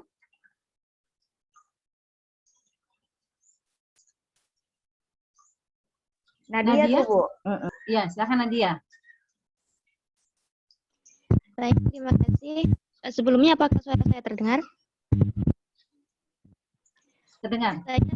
Saya intinya apabila terjadi pelecehan pada seseorang dan kejadian itu membuat orang tersebut menjadi trauma dan lambat laun merubah sifat orang tersebut menjadi pendendam dan ingin orang lain merasakan apa yang terjadi padanya sehingga dia malah menjadi pelaku pelecehan. Bagaimana kita harus menyikapi hal tersebut? Terima kasih. Oke, terima kasih Nadia. Ya, baik. Nanti kita lihat kalau waktunya memang masih tersedia, dibuka lagi sesi tanya jawabnya. Pertama pertanyaan dari Adinda. Sebenarnya apa sih motivasi si pelaku? Kadang-kadang kita bingung gitu ya. Apa sih sebenarnya mendorong dia melakukan sebuah tindakan yang kadang kita pikir itu nggak masuk akal selain dia punya kepuasan ketika melakukan itu. Baru ada nggak sih sebenarnya dari sisi psikologi, ya, kajian psikologi, apakah orang tersebut mengalami gangguan tertentu misalnya? Oke, coba ya. Kita pahamin bareng. Saya juga sembari belajar bareng. Apa sih yang membuat pelaku, sehingga disebut pelaku, melakukan sebuah tindakan kekerasan pelecehan seksual selain motifnya? Yang pertama perlu dipahami ada namanya hasrat seksual atau dorongan seksual. Setiap dari kita, manusia, sebenarnya semua manusia itu punya dorongan seksual. Catatannya ya, semua manusia itu punya dorongan seksual. Tetapi ada yang berlebih, ada yang terkontrol, ada yang tidak. Nah, untuk beberapa pelaku biasanya punya dorongan seksual yang tidak terkontrol atau berlebih. Lalu ada apa lagi? Suka tahu korban menjadi pelaku? Dengar bahasan korban menjadi pelaku ya? Biasanya itu banyak sekali terjadi. Jadi korban yang biasanya mengalami pelecehan seksual ketika masa kecilnya atau itu menjadi traumatic eventnya dan itu tidak terselesaikan, itu bisa menjadikan dia untuk mengulangi kejadian tersebut. Makanya kalau umpamanya teman-teman tahu beberapa kasus pelecehan seksual yang umpamanya sodomi atau lain-lain, itu bisa menjadi korbannya menjadi pelaku kalau tidak teratasi. Yang ketiga, rata-rata korban adalah orang yang problem dengan masalah sosial yang saya temuin, yang saya tahu, yang saya baca. Rata-rata adalah yang problem masalah sosial sehingga tidak punya kedekatan dengan orang tua atau keluarga atau problem sosial dengan teman-temannya sehingga menjadi menyendiri sehingga dia biasanya melampiaskan beberapa halnya dengan perilaku-perilaku yang menyimpang, salah satunya adalah pelecehan seksual. Lalu jangan lupa di bawah kondisi atau di bawah keadaan obat-obatan terlarang ataupun alkohol. Itu biasanya sangat amat berpengaruh. Kemudian ingat lagi, namanya otak kita ini kan menyerap ya. Ada adiksi itu bukan cuma soal adiksi narkotika atau obat-obatan terlarang atau alkohol, tapi juga adiksi pornografi, adiksi terhadap yang berkaitan dengan tayangan seksual. Ketika orang yang mengalami adiksi seksual dan tidak bisa menyalurkan kebutuhannya dengan tepat, biasanya juga akan melampiaskan dalam bentuk perilaku yang menyimpang. Contohnya seperti tadi, selain pemuasan hasrat seksual ya. Jadi banyak kalau umpamanya dilihat apa sih yang melatar belakangi. Banyak sekali faktor dan setiap pelaku itu mungkin sebenarnya berbeda tapi ada kemiripan. Masalah seksual iya bisa jadi, masalah dia punya adiksi yang berkaitan dengan dorongan seksualnya juga yang tinggi juga bisa jadi, di bawah pengaruh obat-obatan atau alkohol bisa jadi, problem sosial juga yang mendorongnya bisa jadi, dan mungkin juga korban yang menjadi pelaku ketika dia mengalami pelecehan terdahulu dan tidak terselesaikan. Jadi memang perlu sekali sebenarnya sebuah intervensi ataupun treatment yang bukan hanya buat korban, kalau umpamanya ada korban, tapi juga buat pelaku dan juga buat saksi. Bisa jadi karena ketika ada yang menyaksikan itu juga sebenarnya berpengaruh. Makanya ada peristiwa trauma itu bukan cuma orang yang mengalami langsung, tapi bisa juga menyaksikan langsung, itu bisa mengalami trauma. Jadi itu mungkin kalau umpamanya dari saya, Adinda, kira-kira cukup atau masih ada yang mau ditanyakan? Terima kasih Kak Arum atas penjelasannya. Oh ya Kak Arum, aku tuh sering baca tweet di Twitter gitu kan, kalau misalkan ada nih beberapa pelaku itu bilang itu di bawah pengaruh alkohol. Tadi kan itu sempat disinggung ya Kak. Tapi tuh tapi banyak banget komentar yang bilang alkohol tuh nggak menyebabkan kayak gitu. Itu emang udah dari pikiran aja yang dari awal. Jadi alkohol tuh kayak cuman apa ya? Kayak cuman apa ya bahasanya ya? Kayak cuman ngebantu aja gitu loh. Itu gimana Kak Arum? Maksudnya tuh kayak penyebab utamanya tuh bukan alkohol, tapi emang pikirannya aja yang kayak gitu. Orang mabuk tuh nggak selamanya melecehkan. Nah gitu tuh yang suka saya dengar gitu Kak Arum. Itu gimana Kak? Oke. Bentar ya. Sorry. Pahamin suatu perilaku penyimpangan seksual atau perilaku yang melecehkan seksual, serta memahami manusia itu sebenarnya nggak bisa lihat dari satu faktor. Nah, faktor alkohol itu memang memperkuat, bukan cuma memicu, bukan memicu sih menurut saya, bisa jadi memperkuat. Kalau basicnya dia memang punya permasalahan seksual ataupun sosial, ataupun emosional. Jadi itu bisa gabungan antara beberapa faktor tadi, kemudian jadi satu, sehingga menyebabkan sebuah bentuk tindakan. Kan kalau perilaku pelecehan seksual kan sudah dalam bentuk tindakan ya, hadirnya di teman-teman yang mengalami ataupun beberapa orang. Karena mengirimkan itu udah bentuk tindakan. Mengajak itu udah sebenarnya bentuk tindakan. Kemudian ngomong bahasa yang berkaitan dengan seksual itu sebenarnya udah tindakan. Jadi sebelum tindakan itu, apa yang mendasari tindakan itu terjadi selain hasrat seksualnya yang mungkin tinggi dan tidak terkontrol dan pengontrolannya kurang tepat. Itu tadi gabungan yang tadi saya mention. Nah, setiap orang bisa jadi akar masalahnya beda. Beda orang bisa jadi akarnya beda. Tapi ketika itu digabungkan, itu bisa jadi memicu tindakan tadi itu terjadi. Oke, alkohol mungkin tidak menjadi penyebab utama, misal. Tapi apakah artinya alkohol aman? Karena ketika untuk beberapa orang yang menggunakan alkohol dan di bawah alam sadar, dan mungkin alam sadarnya punya dorongan seksual yang tidak terkendali, dan mungkin juga pola pikirnya berkaitan dengan punya keyakinan bahwa melakukan suatu tindakan asusila itu adalah aman-aman aja, dan punya corak kepribadian yang menguatkan untuk melakukan tindakan tersebut. Biasanya corak kepribadian, biasanya ya, saya nggak mention, biasanya orang yang punya corak kepribadian untuk melanggar hukum adalah corak kepribadian antisocial personality. Tapi kan nggak semua orang sampai punya kepribadian antisocial personality disorder, tapi coraknya ada antisosial melanggar suatu hukum, itu bisa jadi. Jadi digabungkan, dan mungkin tiap orang punya beda inti dari yang menjadi penyebab utama dasarnya dia, sehingga tindakan itu terpicu. Jadi kayak ada, kalau umpamanya kami memahami manusia, dilihat kayak dinamika atau benang merahnya. Oh ini digabung ini sama ini. Jadi ini dasar awalnya ini, core-nya, kemudian ternyata ketemu ini, situasi ini, dia cara mengatasinya gini-gini, sehingga dia bentuklah suatu perilaku atau tindakan yang menyimpang atau pelecehan seksual yang dilakukan ke orang. Gitu, Dinda. Oke. Ya, pertanyaan jawaban Barum tadi untuk pertanyaannya Dinda sebenarnya juga sedikit ikut menjawab pertanyaan Nadia ya. Iya. Kalau orang ya trauma kemudian menjadi pendendam lalu dia ikut juga melakukan, ada dalam lingkaran itu tadi sudah dijelaskan. Iya.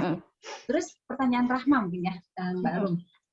Oke, jika wanita terjebak hubungan pacaran ya, terus kok disalahin wanita lain gitu ya? Nah, ya kita mau speak up, terus foto-foto itu atau videonya mungkin terlanjur tersebar, akhirnya tadi ya netizen di Indonesia, netizen plus 62 itu kan luar biasa. Gitu. Betul sekali ya, netizen mereka ya. Hanya melihat potongan kejadian, tapi analisanya lebih-lebih dari seorang ahli. Nah ini gimana Mbak Rum? Ini gimana? Tadi saya sempat mention kalau zaman dulu yang kena sasaran netizen tuh cuma artis atau selebritis gitu kan ya. Tapi ternyata kalau zaman sekarang, orang biasa kayak kita tuh bisa kena sasaran netizen yang kita nggak tahu, itu banyak orang. Artinya, ya mungkin kita perlu pahami kita hidup di masyarakat yang seperti ini. Satu. Yang kedua, kita nggak bisa kontrol respon orang lain seperti apa. Yang ketiga, respon orang lain itu belum tentu kenyataan kamu loh. ketika iya lu aja bego, mau aja nyoba ngasih itu ke orang. Loh, itu belum tentu kenyataan bahwa kamu bego loh. Pendapat orang lain bukan berarti kenyataan kamu. Perlu dipahami itu. Karena ketika kita merasa pendapat orang lain adalah kita akan mudah jatuh hanya dengan omongan beberapa orang yang kita nggak kenal. Memang baiknya wanita ke wanita adalah meletakkan crown ke wanita lain gitu, membantu merapikan crownnya, membantu merapikan atau membenahi atau membenarkan mahkotanya sesama wanita. Tapi kan ada beberapa hal yang nggak bisa kita kendalikan. Ketika itu terjadi, oke, mungkin ada orang yang punya pendapat, mungkin menjatuhkanmu, tapi silahkan cari yang tadi saya mentionnya apa? Support sosial. Artinya sosial yang mendukung. Tadi saya mention juga di PPT bahwa memang biasanya korban disalahkan atau wanita disalahkan. Tapi kan itu juga biasanya, dan itu hanya pendapat ya, penyalahan dari yang diberikan oleh netizen. Yang perlu kuat adalah kita tahu pendapat bukan kenyataan, kita punya dukungan sosial yang lain, sehingga kita juga bisa tahu langkah selanjutnya itu seperti apa. Karena di bawah hubungan tertentu memang biasanya kan ada gender equality, ketidaksetaraan gender, yang mana tuh kayak ada beberapa orang menganggap wanita tuh lebih lemah dibandingin pria. Sehingga pria itu dalam hubungan ada beberapa yang mendominasi, dan wanitanya secara sadar nggak sadar mengikuti apa kemauan dari laki-lakinya atau pasangannya. Sehinggalah terjadi sebuah, misalnya wanitanya mengikuti misalnya perilaku seksual tertentu, dan kemudian itu dijadikan senjata sama pasangannya untuk menghakimi atau untuk menyakiti si wanitanya. Kalau itu terjadi, artinya kan saya sih rasa butuh bantuan profesional. Karena misalnya ada beberapa hal yang nggak sendiri, ada beberapa keyakinan yang membuat dia mungkin begitu tunduk dengan pasangan saat itu. Gitu. Jadi pahami bahwa mungkin kita nggak bisa kendaliin orang lain, oke, tapi silahkan saring apa yang perlu disaring dari omongan orang lain, dan silakan pahami pendapat orang lain itu bukan kenyataan, belum tentu kenyataan. Oke, ya. Ada lagi baru yang mau ditambahkan? Mungkin tambahan untuk dari Nadia, untuk Nadia kali ya, yang kejadian buat trauma. Terus ingin orang lain merasakan hal yang sama dan dia jadi pelaku. Tadi saya sudah mention dikit ya, bagaimana kita bersikap. Bagaimana kita bersikap itu maksudnya Nadia itu kitanya siapa? Yang mesti bersikap seperti apa itu siapa? Kita sebagai orang yang mengetahui, atau kita ketika yang menjadi korban, atau yang apa maksudnya? Dari sudut pandang mana? Nadia, halo? Nadia masih terhubung kah? Oke, atau sambil menunggu respon Nadia, ada pertanyaan melalui chat nih baru. Satu orang, saya bacakan ya. Dari Fatimah Zahra, mahasiswa UNJ, ingin bertanya, bagaimana cara kita membedakan apakah itu bentuk dari seksual harassment atau pujian? Yang kalau misalnya kata-katanya itu mention bagian tubuh. Nah, kayak gitu Mbak. Mention bagian tubuh yang mengarah pada paha atau sebagainya gitu. Gimana sih membedakannya gitu? Itu sebenarnya, karena kan tadi kita tahu ya, ada 4 bentuk. Bisa tulisan, bisa gambar, bisa sebagainya. Nah, kalau itu berupa tulisan, ini pertanyaannya Zahra, dia bingung. Sebenarnya itu merupakan sexual harassment atau sebenarnya memang pujian beneran? Gimana Barum? Oke, tadi saya mention, silahkan. Ya, tadi saya mention penting banget loh edukasi seksual, karena saya rasa beberapa orang yang saya temui, dan juga di zaman saya, di angkatan saya, beberapa orang yang saya temui entah sebagai klien ataupun sebagai rekanan, memang kita sangat minim sekali edukasi seksualnya. Jadi kadang tuh nggak tahu ini tuh masuknya ke area mana. Mungkin perlu dilihat mentionnya itu seperti apa kata-katanya. Kalau sudah mengarah pada sebuah rangsangan seksual, kan bagian paha, pinggang, perut, leher itu kan lumayan area-area privacy ya, lumayan area privacy, area dalam. Itu lihat lagi bahasanya juga apa, dan kalau itu membuat kamu merasa risih, sebenarnya itu bisa menjadi bagian dari sexual harassment. Tapi menurut saya, saya soalnya nggak tahu ini kata-kata mention pujiannya seperti apa, maka perlu dicek lagi yang pertama. Yang kedua, tingkatkan edukasi seksualnya. Siapa Fatimah Zahra? Tingkatkan lagi seksual edukasi kamu yang berkaitan. Karena kalau umpamanya ini sudah bagian area dalam, sebenarnya mungkin sudah mengarah pada kata-kata seksi. Sebenarnya cuma terselubung. Ya, itu mungkin dari saya, Fatimah. Ya. Semoga terjawab. Oke. Ya. Sekarang sudah 17:19. Saya tanya dulu sama MC, apakah waktunya masih cukup untuk sesi tanya jawab atau bagaimana? Ya, masih cukup. Mungkin Masih cukup ya, berapa menit lagi sesi diskusi ini? Sampai 17.40 ya. Mungkin sekitar Sampai 2 penanya 17. lagi. Oke, ya silakan saya buka lagi untuk 2 orang penanya. Ini semakin sore sebenarnya semakin menarik ya pembahasannya. Tadi kita juga sudah mention soal bentuk perilaku itu muncul karena sesuatu yang kompleks penyebabnya. Silakan teman-teman yang lain.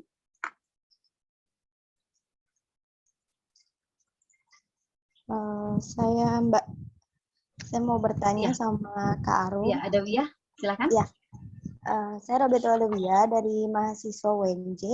Jadi saya punya pengalaman teman saya itu mengalami hal itu ya Kak. Tapi dia tuh menganggapnya ya udahlah nggak apa-apa kayak gitu Kak. Tapi saya tuh sebagai temannya ngerasa terganggu dengan itu dan saya nggak terima gitu dia diperlakukan seperti itu gitu kan.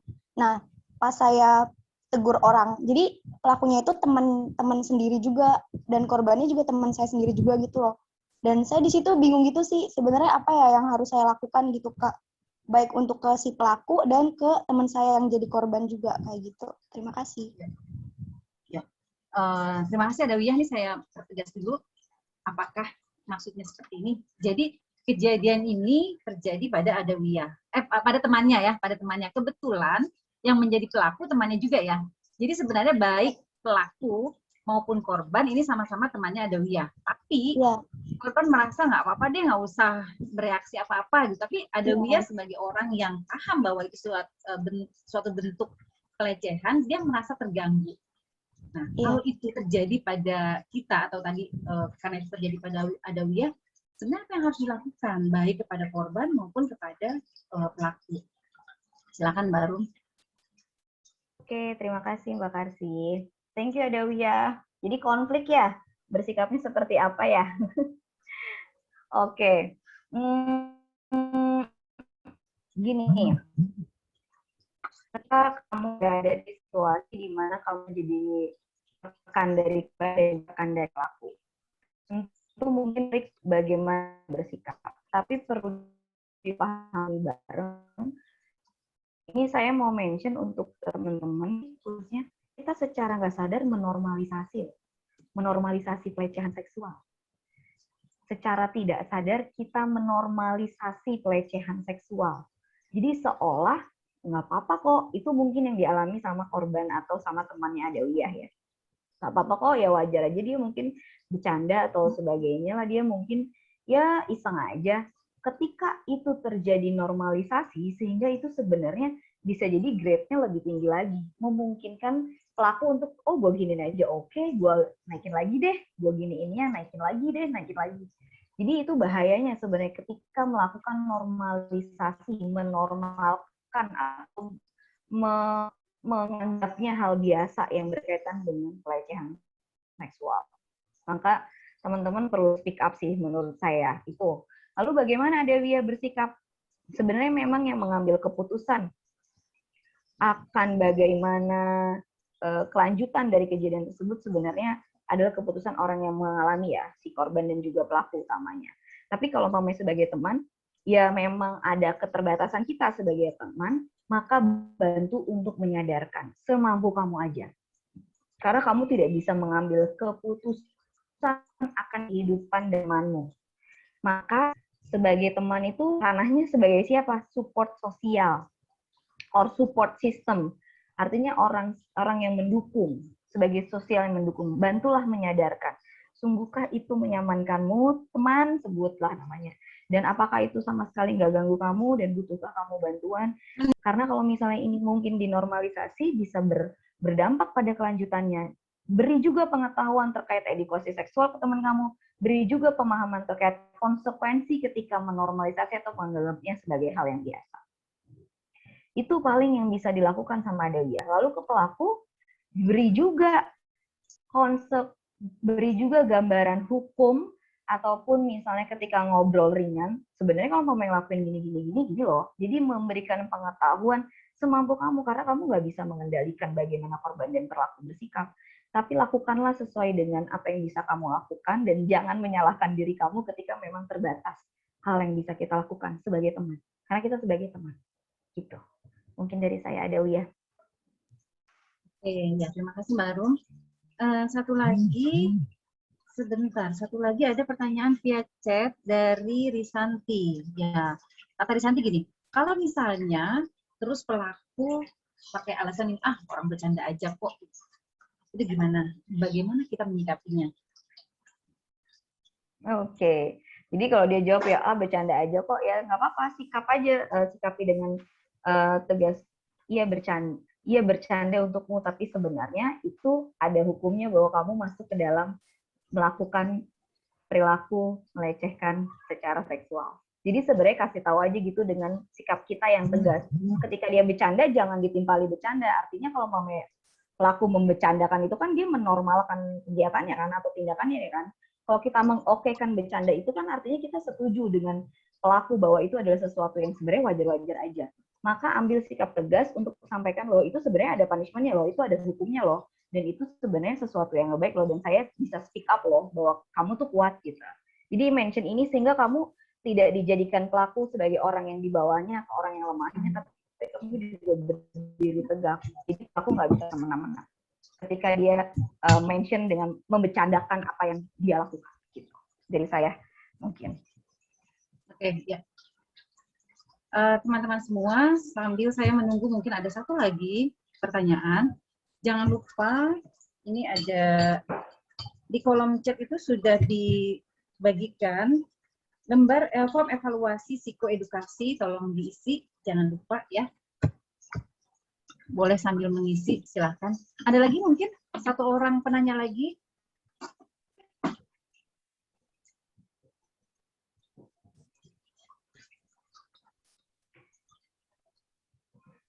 Ayo, ada lagi nggak? Atau saya yang nanya? Jadi kalau ada lagi. Oke, ini tampaknya belum ada penanya lagi. Silakan teman-teman, ada yang ingin ditanyakan lagi. Ini mumpung narasumbernya ada di sini, kita bisa gali banyak hal dan sangat bermanfaat ya, tidak hanya untuk kita sebenarnya, tapi juga bisa kita bagikan kepada orang lain tadi. Kalau itu terjadi misalnya pada teman kita, ya kita kadang-kadang timbul konflik internal, konflik batin. Gimana ya caranya orang yang menjadi korban merasa tidak apa-apa, tapi saya tahu bahwa ini tuh nggak benar. Nah, kita bisa membantu mengedukasi, tapi juga nggak boleh merasa kita menjadi merasa bersalah yang berlebihan gitu ya, karena misalnya teman kita menjadi korban dan kita nggak bisa melakukan banyak hal karena dianya juga merasa nggak apa-apa. Minimal kita melakukan edukasi juga kepada orang lain. Oh, lembar ini Mbak Femi ada di chat ini katanya lembar evaluasinya tidak bisa dibuka. Ya, nanti akan dicek lagi. Ya, akan dicek lagi oleh Mbak Femi untuk lembar evaluasinya. Silakan, ada lagi teman-teman yang lainnya? Ada yang ingin ditanyakan?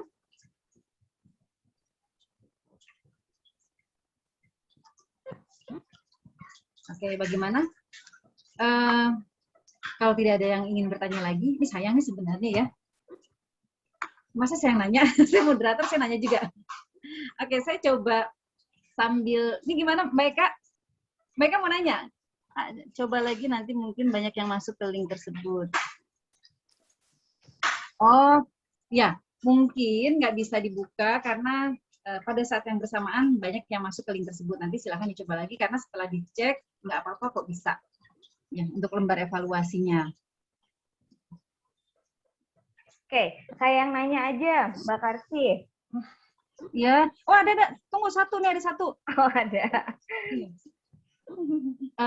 Dari Vita, mahasiswi UNJ. Saya ingin bertanya Kak Arum, saya pernah ada di posisi habis upload foto di IG, terus ada teman saya perempuan yang berkomentar namun mengarah pada kalimat yang tidak enak gitu ya, kalimat cabul di sini karena mengomentari bagian dada. Padahal itu foto saya dengan baju sesopan mungkin.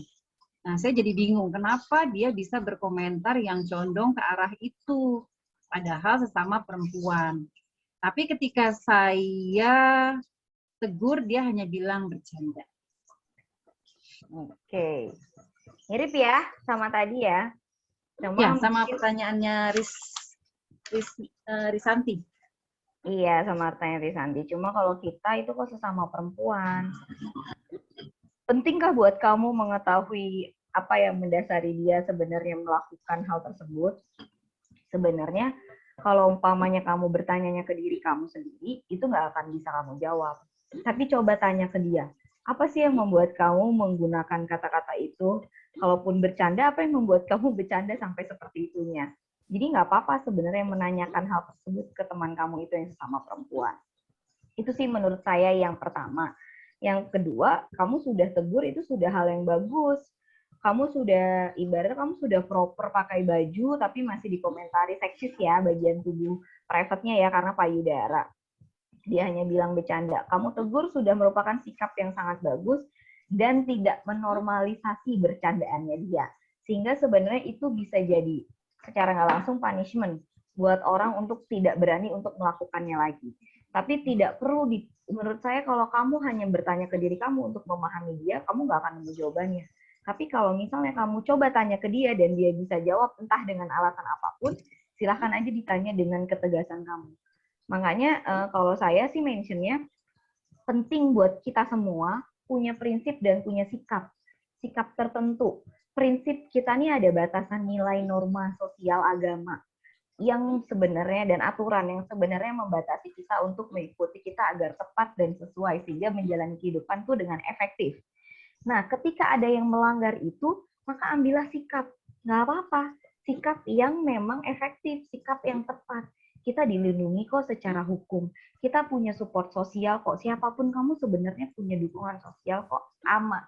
Ada mungkin lingkungan sosial yang nggak aman, memberikan rasa nggak aman. Tapi ada juga kok lingkungan sosial yang memberikan rasa aman. Maka ambillah sikap akan tubuh kita sendiri loh. Ambillah sikap akan menjaga diri kita sendiri, tubuh kita sendiri, mental kita sendiri. Jadi penting buat kita semua untuk bisa punya prinsip jelas nilai norma aturan sosial dan agama seperti apa. Dan juga sikap yang ketika ada orang yang mungkin melukai, entah sengaja atau sengaja, entah beralasan bercanda ataupun tidak, kita juga bisa mengambil sikap itu untuk dia tidak bisa melukai kita. Dan kita juga bisa memahami bahwa pendapat orang tidak semuanya sebagai bentuk kenyataan dari kita. Di teman-teman di sini, yang maksud saya ajak ini sebenarnya UPT-LBK ngajaknya bagus banget loh. Untuk edukasi cyberbullying harassment ya, cyber sexual harassment. Itu adalah sesuatu yang zaman dulu mungkin orang nggak tahu. Zaman dulu tuh orang nggak dapet hal kayak gini.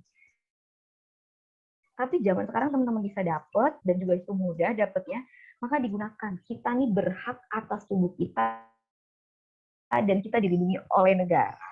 Dan juga sebenarnya ada orang-orang sekitar juga yang membantu kita. Jadi ketika kita dihadapkan pada permasalahan, jangan menempatkan kita sebagai orang yang sendirian. Itu pesan dari saya. Ya, mungkin cukup, mungkin dari saya kembalikan ke Mbak Karsi. Oke. Iya, terima kasih Mbak Arum. Nah, teman-teman semua dari tadi yang sudah disampaikan oleh Mbak Arum dari awal sampai pada sesi diskusi, saya coba bukan menyimpulkan sih ya, karena kan sudah tadi udah padat banget, udah kita semua sudah bisa menangkap intinya, tapi saya coba menggarisbawahi beberapa hal yang penting ya. Pertama yang perlu diketahui bahwa cyber sexual harassment itu salah satu jenis perilaku berbahaya baru salah satu jenis saja, berarti banyak jenis lainnya yang terfasilitasi oleh kemajuan teknologi. Nah, dalam transisi kehidupan kita yang belakangan ini lebih banyak di rumah karena situasi pandemik, pada akhirnya menimbulkan dua bentuk kekerasan ya terhadap perempuan, yang pertama KDRT, yang kedua CSH tadi. Nah, yang perlu teman-teman sadari sebenarnya CSH ini ada banyak bentuknya. Tadi ada tulisan, verbal, visual maupun real ya, perilaku yang real seperti itu. Jadi kalau kita sudah tahu bentuk-bentuknya apa, kita jadi bisa sadar sebenarnya apakah itu bentuk pujian atau sebenarnya pura-pura memuji.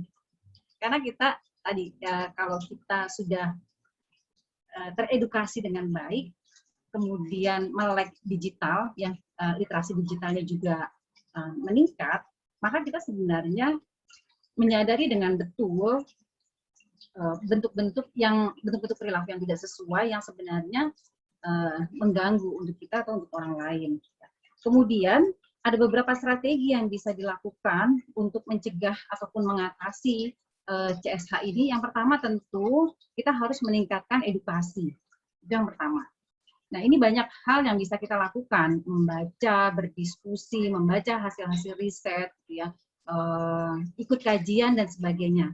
Apalagi sebenarnya kita banyak terfasilitasi untuk mengakses website-website yang sangat membantu, yang sangat mengedukasi, yang sangat membantu dan memperluas pengetahuan kita sebenarnya.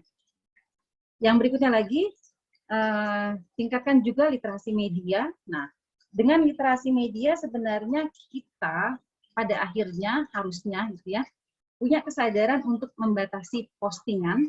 Tidak semua hal itu harus dikonsumsi oleh publik. Kita tahu sebenarnya mana yang bisa dijadikan konsumsi publik, mana yang kita merasa itu cukup kita saja. Jadi media sosial itu ya digunakan seefektif mungkin. Lalu hindari konten yang aneh ya. Kalau tidak mau mengundang hal-hal yang komentar aneh, maka kita harus menghindari konten yang aneh. Kemudian bijaksana memilih teman di sosial media. Nggak semua-muanya kita ada yang ada yang invite kita, kemudian kita kita follow, kita terima gitu ya, kita accept. Itu nggak harus, itu tidak menjadi kewajiban kita untuk menerima semua permintaan pertemanan. Mungkin kita bisa cek linknya, apakah ada teman yang ada dalam lingkaran kita banyak atau sedikit, lalu kalau itu ada dalam lingkaran kita, apakah itu orang-orang yang terpercaya atau tidak. Ya. Berikutnya lagi, pahami konsekuensinya, kemudian kita perlu mengontrol hal yang perlu dibagikan.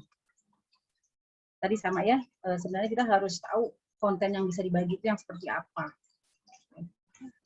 Berikutnya, kalau memang itu pada akhirnya terjadi, maka kita harus mengenali apa yang terjadi. Tadi ada yang sudah bertanya, saya bingung itu sebenarnya pujian atau bentuk CSH. Jadi kenali dulu apa yang terjadi, lalu kalau bentuk yang kedua cari dukungan. Mungkin sebenarnya yang membuat teman-teman takut ini untuk mencari dukungan sosial kan nggak mudah ya. Ada kekhawatiran jangan-jangan orang terdekat juga tidak mempercayai bahwa tadi misalnya gambarnya di cropping, fotonya wajahnya foto kita, tapi bagian tubuh lainnya diambil dari foto orang lain. Mungkin ada kekhawatiran jangan-jangan orang terdekat yang ingin dibagikan cerita ini itu malah menganggap gara-gara kita gitu ya, gara-gara kita dan sebagainya. Jadi jangan takut untuk mencari dukungan sosial, bisa pada keluarga terdekat atau mungkin link-link yang bisa kita akses. Yang berikutnya, jika diperlukan carilah bantuan profesional. Oke, itu saja. Oh ini sudah ya, ada mention lagi dari UPT LBK, untuk teman-teman yang mengikuti webinar pada hari ini bisa mengisi form evaluasi. Ya, sudah dibagikan lagi linknya, silahkan diisi form evaluasi. Ya. Terima kasih Mbak Arum sudah berbagi hal yang sangat bermanfaat untuk kita semua. ini teman-teman mahasiswa ataupun mungkin ada rekan-rekan guru di sini ya bisa mengantisipasi untuk murid-muridnya atau untuk orang lain yang terdekat dengan kita.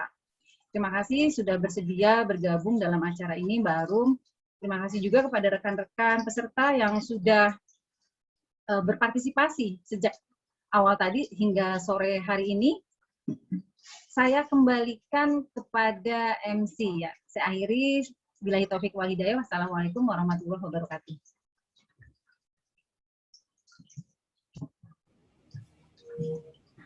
Masih Ya. di ya. Oke. Baik, waalaikumsalam warahmatullahi wabarakatuh, Bu Karsi. Baik, terima kasih Bu Karsi sudah menjadi moderator kita pada sore hari ini. Terima kasih juga kepada Kak Arum sudah menjadi pemateri pada sore hari ini. Sebelum penutup, saya ingatkan sekali lagi ya untuk mengisi evaluasi psikoedukasi kita yang nantinya namanya akan kami buat data untuk e-sertifikat gitu. Jadi jangan lupa namanya nama lengkap. Oke, baik. Ya, kalau masih belum bisa buka, mungkin bisa di-copy aja dulu linknya, nanti bisa diisi belakang. Sekarang kita masuk ke sesi foto dulu ya sebelum penutup. Mungkin bisa dibuka videonya teman-teman semua.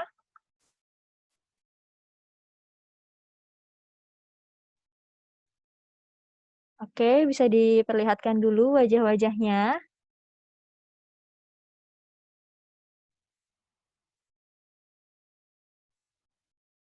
Nah, sudah terlihat beberapa. Kita tunggu sebentar ya yang lainnya. Oke, baik. Ini ada 5 slide, jadi saya foto satu persatu. Sebentar ya. Oke, kita mulai dulu di slide pertama. 1. Sebentar, maaf, sebentar. Ya. 1, 2, 3. Ya. Oke, sudah, baik. Selanjutnya, di slide kedua ya.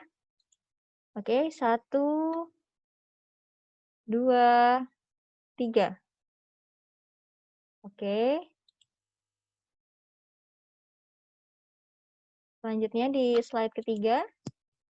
1, 2, 3. Oke. Selanjutnya lagi. Slide keempat. 1, 2, 3. Oke. Baik, selanjutnya terakhir ya. 1, 2, 3. Oke, baik.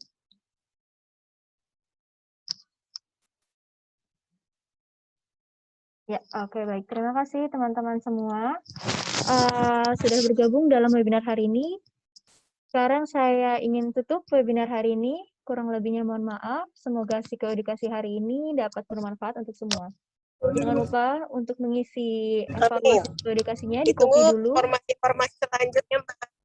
Iya, boleh. Dan jangan lupa juga untuk follow dan cek terus Instagram kami, yaitu @uptlbk.unj untuk edukasi kesehatan mental dan update informasi-informasi terkait kegiatan yang diadakan oleh UPT LBK UNJ. Baik, itu saja dari saya. Ada tambahan dari Mbak Eka? Tidak ada, mungkin hanya mengingatkan kepada mahasiswa UNJ kalau mengalami hal-hal seperti yang tadi disampaikan Mbak Arum itu untuk melapor kepada UPT LBK. Kami pasti akan membantu kalian. Terima kasih. Ya, oke, baik. Untuk kontaknya bisa dilihat ya di Instagram kami @uptlbk.unj. Di situ ada form konseling dan kontak personnya UPT LBK UNJ. Gitu, baik. Terima kasih kepada teman-teman semua. Saya tutup acara hari ini. Wassalamualaikum warahmatullahi wabarakatuh. Waalaikumsalam warahmatullahi wabarakatuh. Terima kasih semuanya. Saya izin pamit. Makasih ya UPT LBK. See you. Assalamualaikum. Terima kasih. Waalaikumsalam, Kak Arum.